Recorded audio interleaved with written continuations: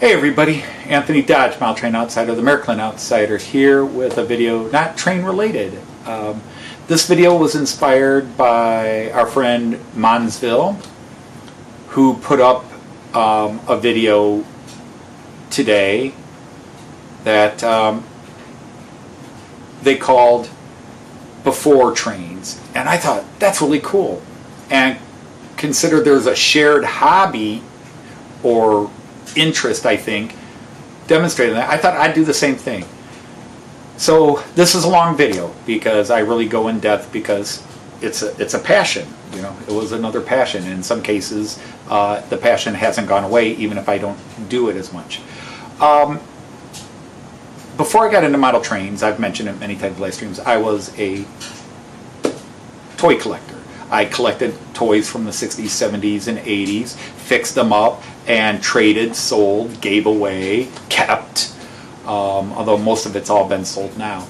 But one passion I had before toy collector, before baseball cards and football cards, all the things I went through as a kid, one thing that was there from the beginning, and to be honest is still there now, was military wargaming.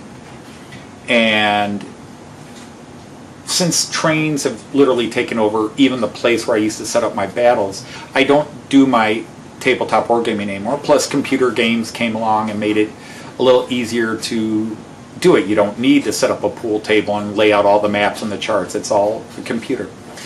But so I want to show you through sort of my remaining wargaming collection. So I'll show you my remaining board games, and then the only tabletop wargaming I have left is my Lord of the Rings miniatures, and I've got about 1,500 figures. So I'll show you both of these. This video is going to be close to an hour, so my apologies. But I hope some of you might find an interest to some of this. So let's get to it. All right, so one of my earliest hobbies, besides baseball cards and playing sports and all that, I got into big time was wargaming. Now, I have 3.5 shelves here. 1, 2, 3, 3.5 of some of my war games. I used to have probably 3 times this many. I sold them all off years ago, auctioned them all off, and just kept some of my favorites or ones that were the only games I had on a certain bit, because I like to have various military time periods covered. So like, and most of my games are actually done in a chronological order, except these super big games where they just fit up here. But anyhow, wargaming, and all these games are you have a hexagonal grid on a map of terrain, and then you have little square chits, little square pieces that represent units, whether it's individual soldiers or platoons, regiments, squads, whatever. And my 2 biggest gaming companies were Avalon Hill, which was the most famous wargaming company. So if you're in that Baltimore area, like Ray Bobel and Joe Rader and that, maybe you had heard of Avalon Hill because they were based in Baltimore. And then there was SPI, was my other big company. There, I have games from other companies, but those were the 2 biggest, my 2 favorite companies. But anyhow, I've got Siege, which is medieval warfare, Caesar's Legions, and Caesar. These are 2 games based on, obviously, the Gallic Wars of Caesar, but those Cannae, which was Rome's greatest loss, and this probably has more pieces in it than any game. It's not my biggest in terms of square footage, but with the map, but it probably has more pieces than just about any game. Kingmaker, which is the Wars of the Roses, Alexander, the Great Battles of Alexander, Blackburn, and so forth, and then Frederick the Great. Down here, the Wars of Frederick the Great, 1776, the American Revolution, War and Peace, which is the Napoleonic Wars, and then a separate Battle of Waterloo game. We've got the American Civil War, and then a game I really like, so I didn't sell this one. I thought this was a great game. It's called Thunder at the Crossroads. Really good game, really good game. Guns of August, which is strategic level World War I, so a big map of Europe. And then my favorite games from SPI, the Great War in the East, and there's actually, these were called quads. These games by SPI were called quads because you got 4 different battles in them. So this would have 4 different maps, 4 different battles. And this was based on Eastern and Italian front battles. And then Tannenberg was a additional game that was a big map and big pieces that went with Great War in the East. But they also did a Great War in the West, which is impossible to find. Even when I was trying to buy it back in the late 70s, early 80s, it was impossible to find. And over the years from eBay, I've tried to find it and have never found. No, I lie. I saw it once and somebody wanted, about $1,000 for it. And I was like, nope. TSR, now you might recognize those guys. This is World War II. That's TSR, which are the people who invented Dungeons and Dragons. And they bought some of the games by SPI because SPI went belly up. And TSR bought some of the remaining SPI games that were already in production and released this. So you can actually find an SPI version. In fact, I think it says up here, SPI released through TSR. But they did that. But a lot of the guys that were doing the big games for SPI, they went over to Avalon Hill, which is the big game. And Avalon Hill was famous for what they called their bookcase games. Of course, their most famous war game was a thing called Squad Leader. But anyhow, so you have all these things called bookcase games because they sit on bookshelves. But anyhow, the guys that were with SPI who then went over to Avalon Hill to work were given a separate a division of Avalon Hill, and they started releasing their old SPI games as victory games, the games they were going to design and release through SPI, but had not been released yet.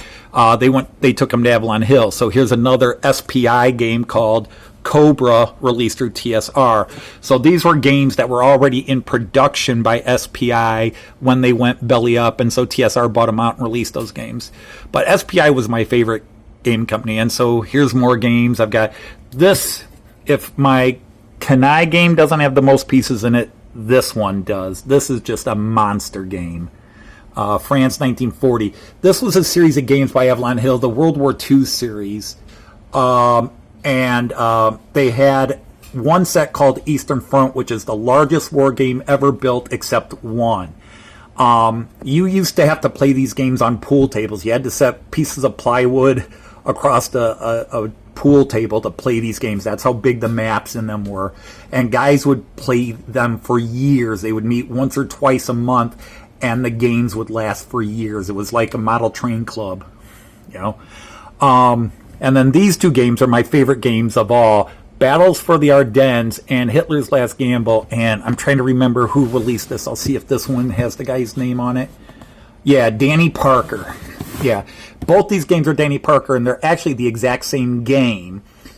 He released this one in the early 80s, and then new information came out. The United States Military Library and so forth released new battle plans and revisions of the original Battle of the Bulge, which is what this is about.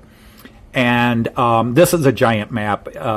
It's 4 big maps thrown together. This happens to also include, built into it is also the Battle for the Ardennes, they call it, because it not only includes these 4 battles from areas of the Battle of the Bulge, but also the German invasion of France in 1940.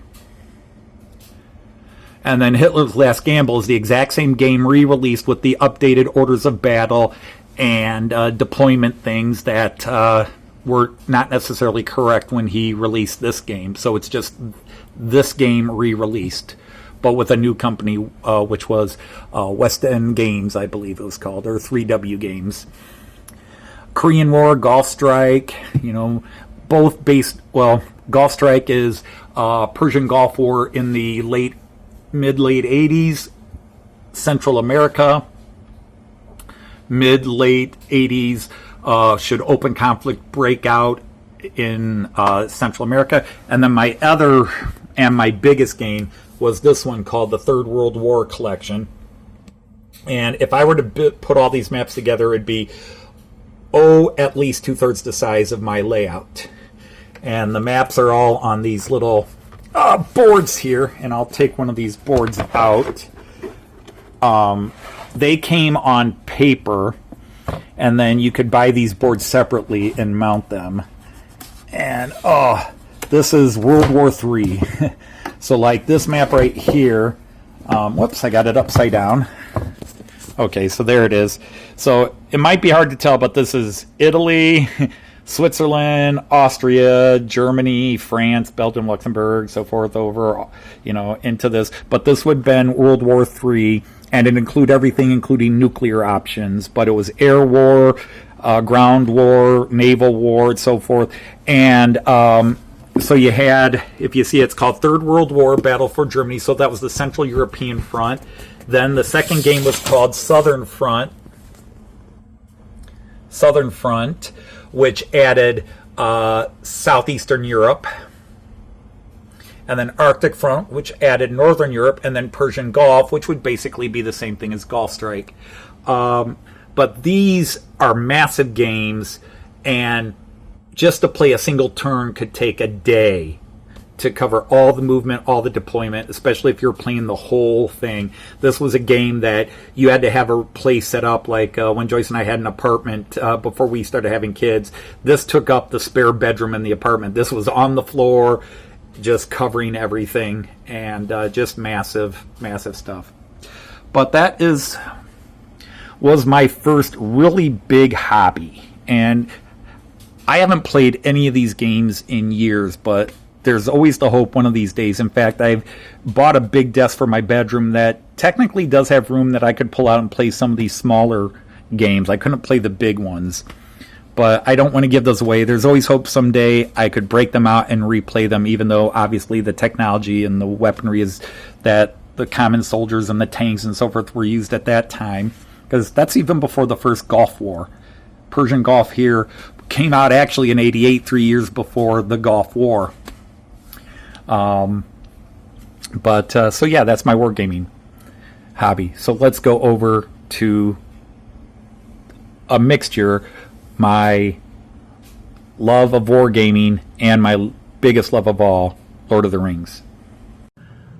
All right, if there is one hobby, one interest that goes over my tabletop wargaming, the maps and that, even bigger than trains, it's Middle Earth. I am a huge Tolkien fanatic. And in the 80s, when I would go into my hobby stores to buy my boxed war games, I started noticing that they had little figurines back in the 80s for Dungeons and Dragons, but some of them had Middle Earth names, and that made me curious. And as I would have a little spare money now and then, I would buy a couple of figures and go, oh, these look cool. And I started to collect them. Some I did paint, and I started working on my painting skills. Again, I had thousands of HO, scale, Airfix, Italieri figures, American Revolution, Civil War, World War I, World War II, Napoleonic era, and I used to just use them and build dioramas and play battles with them. Even as an adult, I would just set my little army men up and fight battles. I would make scenery and fight battles. I just never had a consistent place that I could put the scenes. I had, as a kid growing up, I had a 2x4 piece of wood I kept in my bedroom that I shared with my brother, and just would rebuild dioramas all the time. So that 2x4 could be trenches of World War I, and then I would take some of those pieces off and change it around, and it would be an open battlefield from the Napoleonic era and so forth. And it worked with the HO guys. Sometimes I'd steal all my brother's little toy play sets with his little figures he had growing up and just make a goofy looking city. But for me, it was all I had, all I could do. But I'm a huge Lord of the Rings fan. The books, everything since I read The Hobbit in '73, and then my sister introduced me to the Lord of the Rings books in 1977, and then the first animated movie by Ralph Bakshi came out in '78. I've been a huge geek. And I can't make a long story short, but I'll try. Many of you maybe have seen this bookcase. There used to be two of them. I condensed it into one to make some space. But over here I have 1,500 32 millimeter sized Lord of the Ring military figures. And the last few years I was in the wargaming hobby, it was this. We played tabletop. Think Warhammer, Warhammer 40K. Same idea. In fact, most of these figures, I have about 1,500 of them. Most of them are from a company called Games Workshop, which makes Warhammer and Warhammer 40K. And the ones Games Workshop made are based on the Peter Jackson movies that I'm not fond of. So the figures resemble his ideas from that, and I'll talk about that as I go through the figures. But some of these go back to the 80s, and you'll see a bell curve of where some I'll point out, like these are some of the first I had when I did my first attempt at painting them, and then when I decided to show I could improve my skills and started making some really nice ones. And then once I started collecting the GW figures, I started doing assembly line where I just slapped paint on because we were waiting to get them on the table. So I could knock off 50 guys, 100 guys in a day, maybe a day and a half, and we'd be ready to play with them. So let me give you a look at this other passion of mine. The passion, even more than model trains or anything else, is anything Middle-earth related. As mentioned, I have over 1,500 Lord of the Ring figures. So you can see them going across here and across here, all the way down and down and down and down and down. I collected from the 1980s when I walked into a hobby store called Mind Games here in Toledo and was looking to buy a war game, and I saw some of these figures, and actually not any of these. In fact, the first ones I bought were over here, these guys down here, which are actually Roman soldiers I repainted into Middle-earth figures. But I bought a couple of figures, thought they were kind of cool, and just added to it. And then through the late 80s and into the 90s, I bought a few more. And then the live action movies came out in 2000, and Games Workshop released a whole monster. And so most of these figures are from Games Workshop. And Games Workshop is the same company that makes Warhammer figures, but they made warriors based and heroes based on the Lord of the Ring trilogy, and eventually made figures from the movie The Hobbit.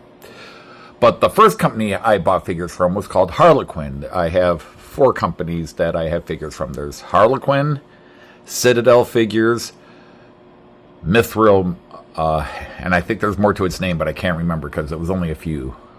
Like this elf here is Mithril Male Figures or Mithril Forge. It was something like that.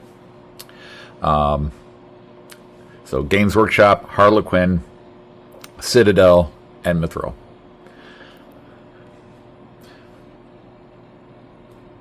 But these are all, I believe, the 32 millimeter figures, and I've got elf armies, wood elves, and high elves, and elves of Lothlorien, and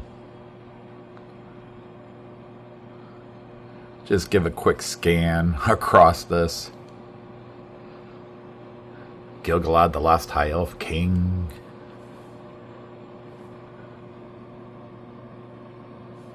I don't think any video I could put up here will give you enough sense.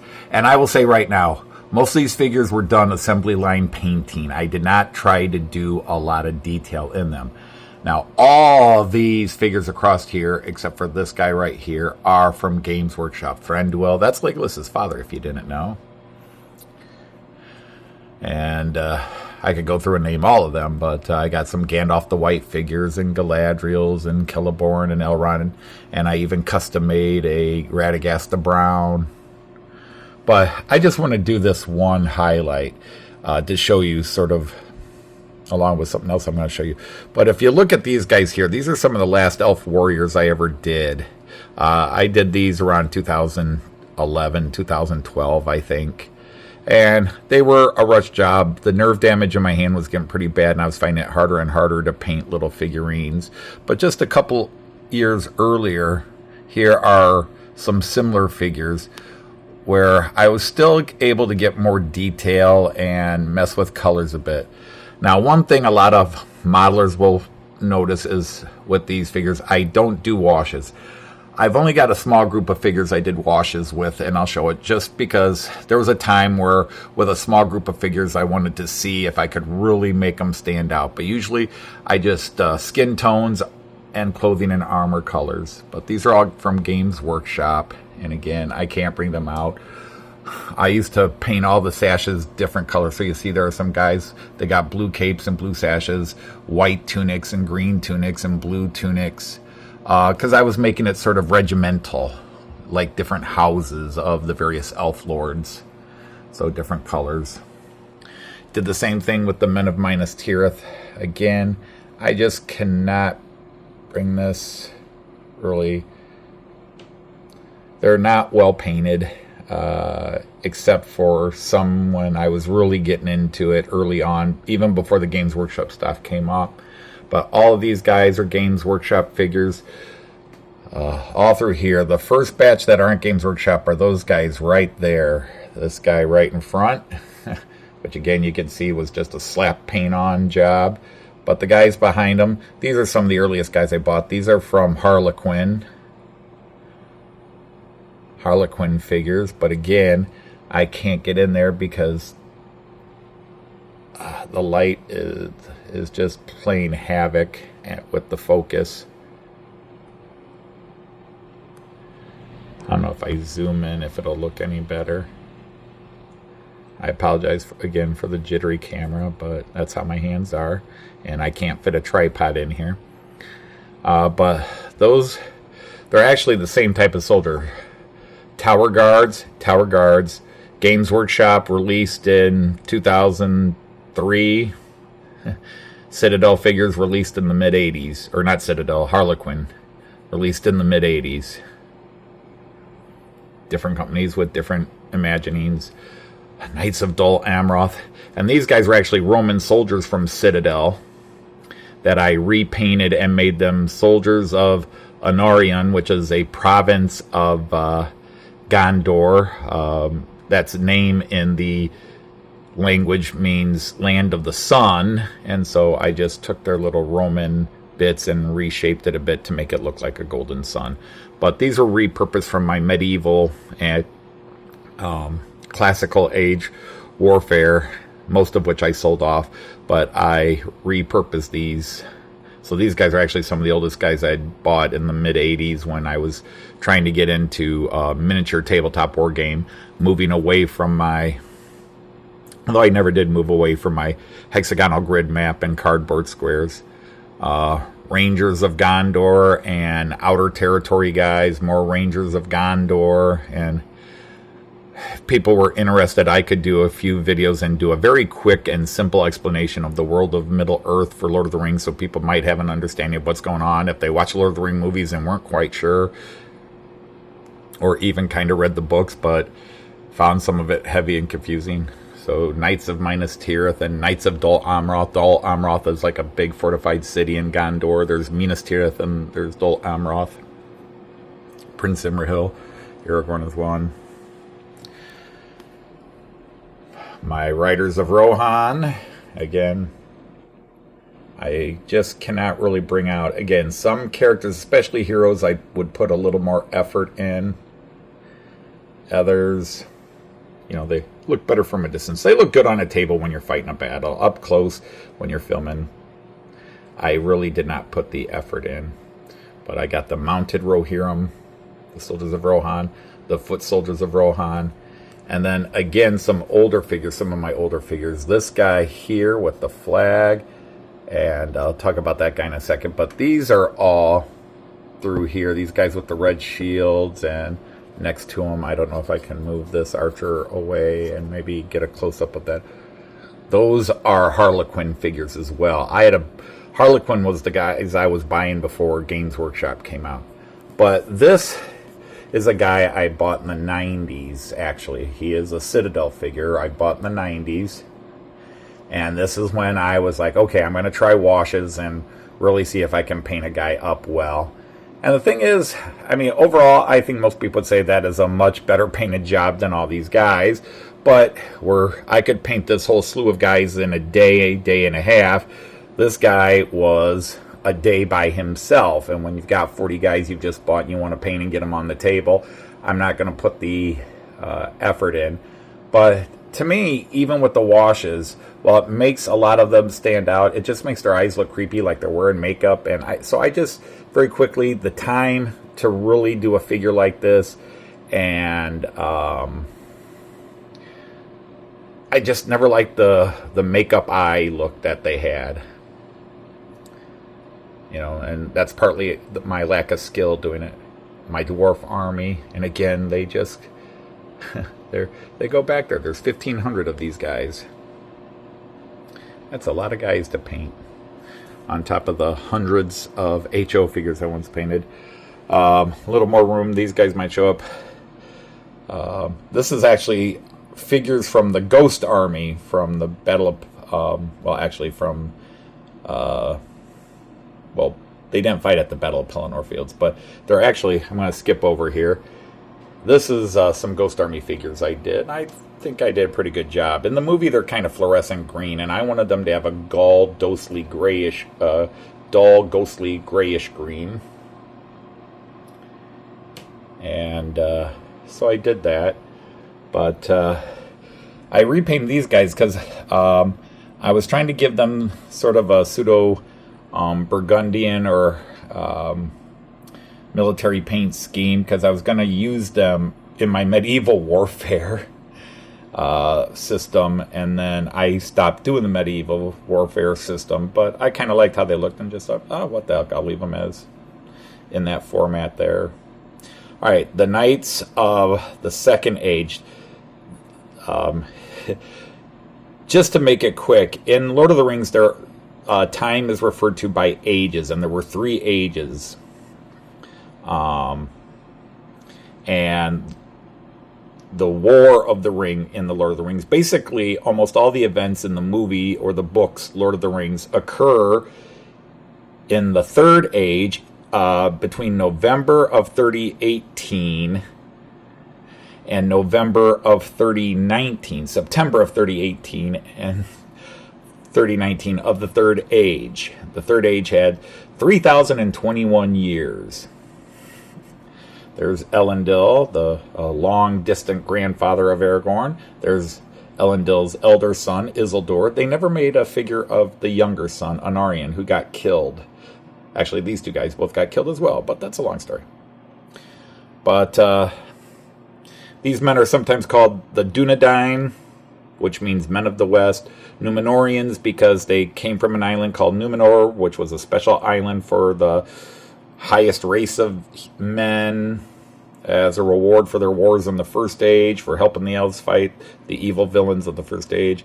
And then they came to Middle-earth and founded 2 kingdoms. Gondor, these guys, and technically these guys as well, and Arnor. And these are the soldiers of Arnor. And again, these are all Games Workshop figures.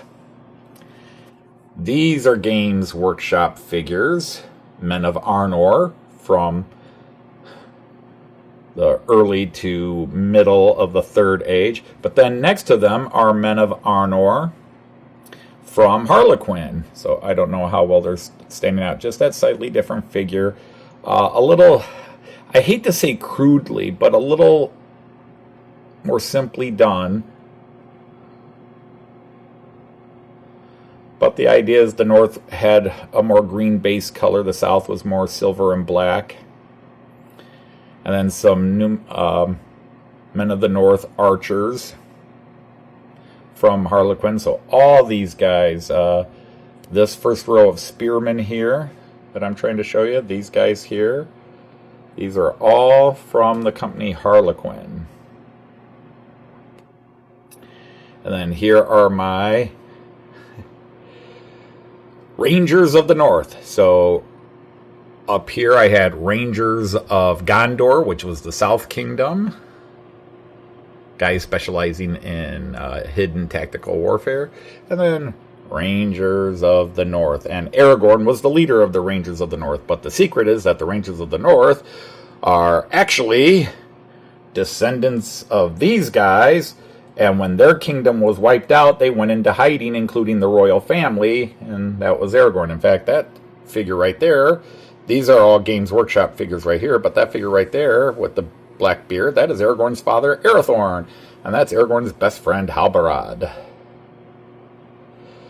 And then finally, it's Lord of the Rings, The Fellowship. So again, you can see the very first Gandalf I ever bought. I think that's a Citadel figure. That is a Harlequin figure in the middle there. And then this is a Games Workshop figure. But that's when I was like, okay, I'm going to try to show I can really do the new painting techniques and schemes. And then I have 3 different fellowships. So I got a Games Workshop fellowship going across here. You can see there's the movie Aragorn, the movie Boromir.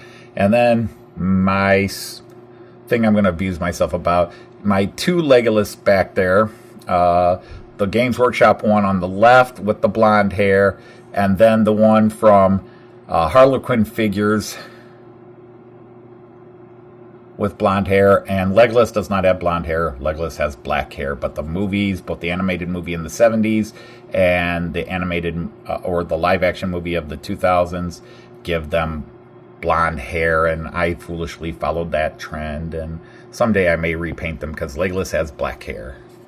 Very few elves have blonde hair. In fact, in the book, only Galadriel and Glorfindel are described as having blonde hair.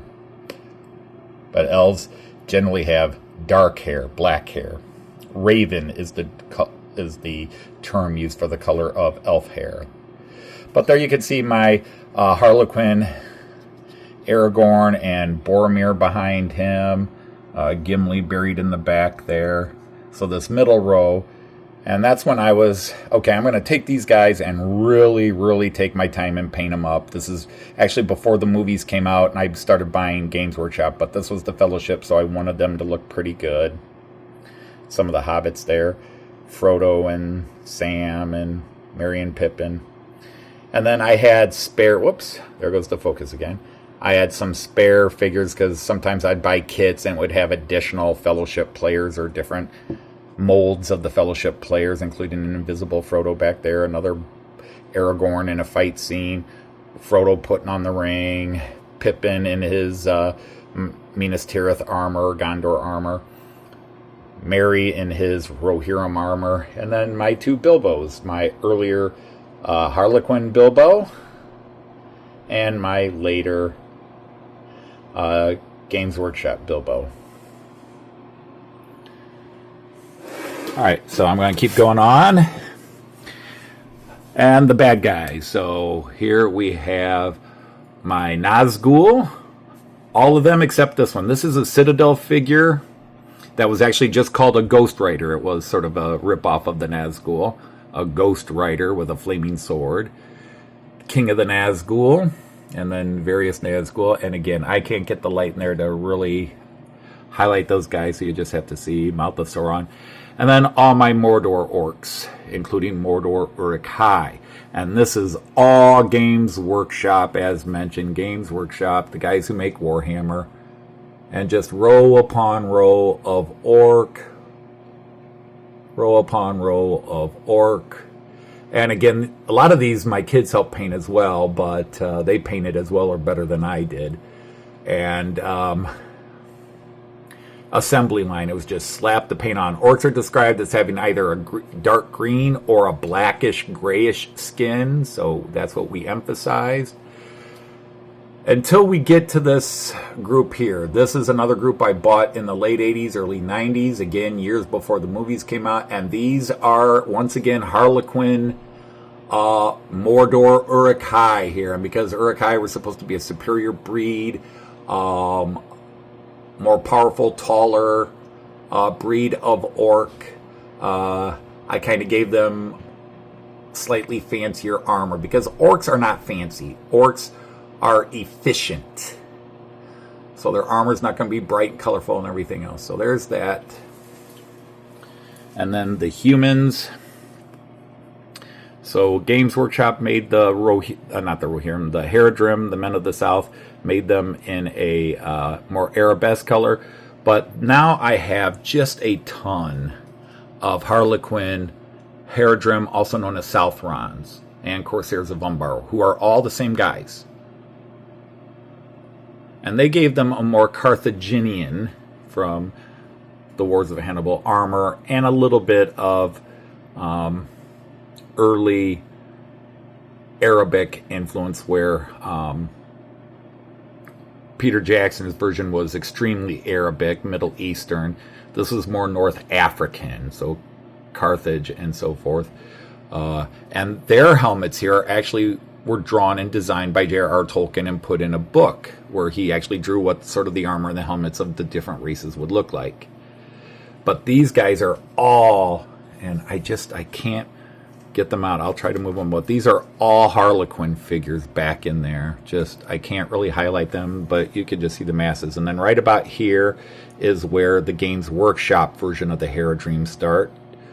So just again, row upon row upon row upon row. And then the Easterlings, which are based kind of on the Persian army that fought the Greeks, which I guess I don't have a real issue, although in Tolkien's mind, the Easterlings really were just various Slavic tribes.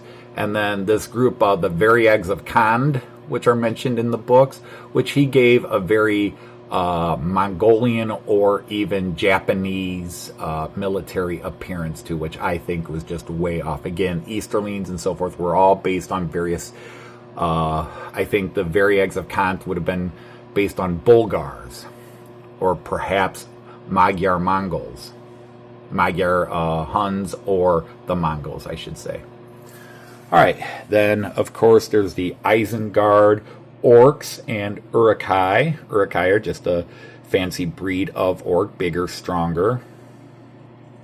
So just row upon row them. There's my Saruman. And then this row right here are Saruman Uruk-hais from Harlequin. So I gave them fancier paint schemes and so forth. The Warg riders. Wargs are just giant wolves. Some Dunlendings from Games Workshop, which Dunlendings are a human race that fight for Saruman against the Rohirrim. And then some Citadel Orcs, which I bought in like 1992, 1993, because I finally saw them in a shop and picked them up to have some orc figures, more orcs.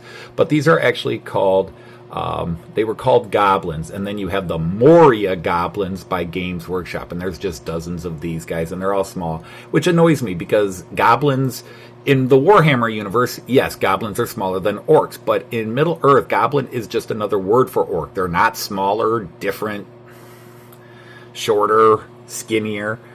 Goblin is just the Hobbit word for orc. But, you know, if you back up, you can just see that's my Saruman and Moria army. And then finally, some trolls, all from Games Workshop. Sauron figure from Games Workshop. A Balrog, although I wish I'd painted him darker.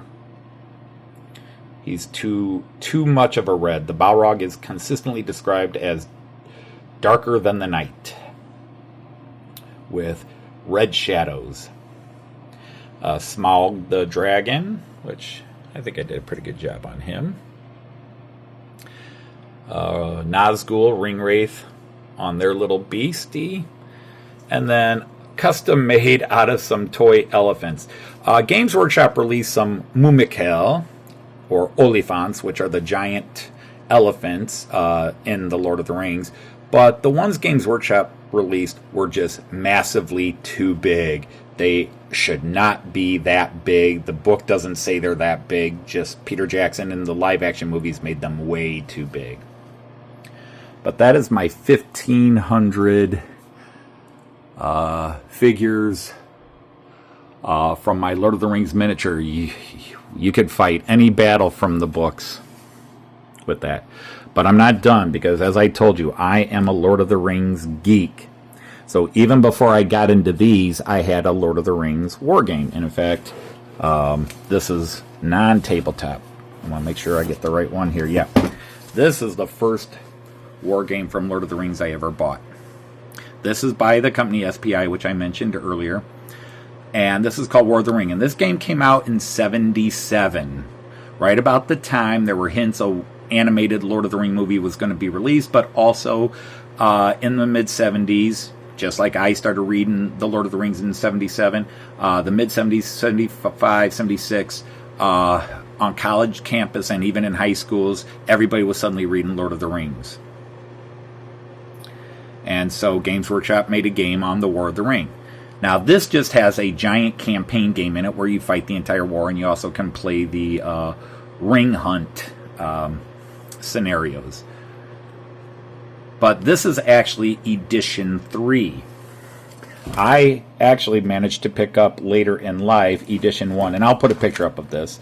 But this is the first edition of the game, because this is back when SPI released their games in these trays. And this has paper maps on it, which were not of the highest quality paper. They're decent, but not of the highest quality. So they then took this. But this actually has 3 games in it. It has the campaign games I was just talking about in that. But then it added 2 other games that were released in a magazine as add-on games. One was called The Siege of Minas Tirith, Gondor, and the other one's called Sauron, which was the battle before the Black Gate. But I'll have a picture of that up. But then they re-released it in a box game. So this is Edition 2, which I picked up later. So it's a box, just like the one I showed you, but it has the 2 games in it.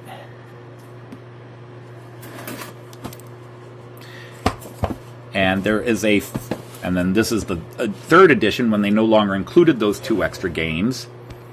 And then there's a 4th edition where this version was released in 78, but then the animated movie came out in 78. And so they released a variant cover of this with the characters from the Ralph Bakshi animated movie on the cover. And there's 2 versions of that. One where it was just a fold-over paper, that it was this box, but they had a little wraparound paper cover on it, and then they actually reprinted the box top with that. And I'll put pictures of that up here. And they're each worth money. Now, funny thing is, when the movies came out in 2000, the live-action movies, these games suddenly shot up in price. This was going for close to $1,000. I guess I should have sold it then. But... the one with 2 games down there, with the 2 additional games in the box, is going for $500 to $1,000, and this one was going for $300-400. And the one with the animated movie box top was going for about $500. Now they're much cheaper. I think either version of this box game, you can see anywhere from $100 to $300. This one will still be, if it's in mint shape, $200 to $400. But then you can also see all my other Lord of the Ring games, The Hobbit, or Battle of 5 Armies in there, Lord of the Rings adventure game, which is a role-playing game, Middle-earth role-playing, which was a whole system. And then there's all the rule books for my Games Workshop War of the Rings stuff, including a manual here. These are all magazine cutouts from White Dwarf, the Games Workshop magazine, which includes scenarios and additional rules and advanced rules for the Lord of the Ring games beyond the rule books here. So that is my biggest passion. More than trains, more than even the military history, but anything Lord of the Rings. Thanks. Okay, so that was a long and probably tedious and boring look at my other passion outside of model trains now. Model trains is I gotta call it the dominating passion, because my war games are all set aside and none of them have been out for a while. I'm actually setting up a table in my bedroom that I can play some of my small tabletop war games. And I do have boards and means if I ever decide I want to get out my miniatures and fight a battle, but that really requires my kids or other people of interest to do it. My kids loved the Lord of the Rings tabletop. We all played it. We had holidays where we set up a giant table in my workroom and set up a big battle, and we would have all 3 of my kids and all their cousins that were gathered for the holidays, Thanksgiving or Christmas, and we would just be in that room and fight huge battles. There'd be me and anywhere from 10 to 15 of their cousins all in there watching, playing, and even the grown-ups would come down and watch for a bit, see what was going on, but the kids all loved it. They all had a blast with it. We would simplify the rules to make it easy, but the Lord of the Ring rules were basically simple enough. It was roll the dice, and it's similar to Warhammer, but simplified, much simpler than Warhammer or Warhammer 40K especially. So anyhow, I hope you enjoyed that look. If not, oh well. So until my next video on whatever topic it may be, I'm going to say Auf Wiedersehen, tschüss, and happy trains and wargaming. Take care, everybody.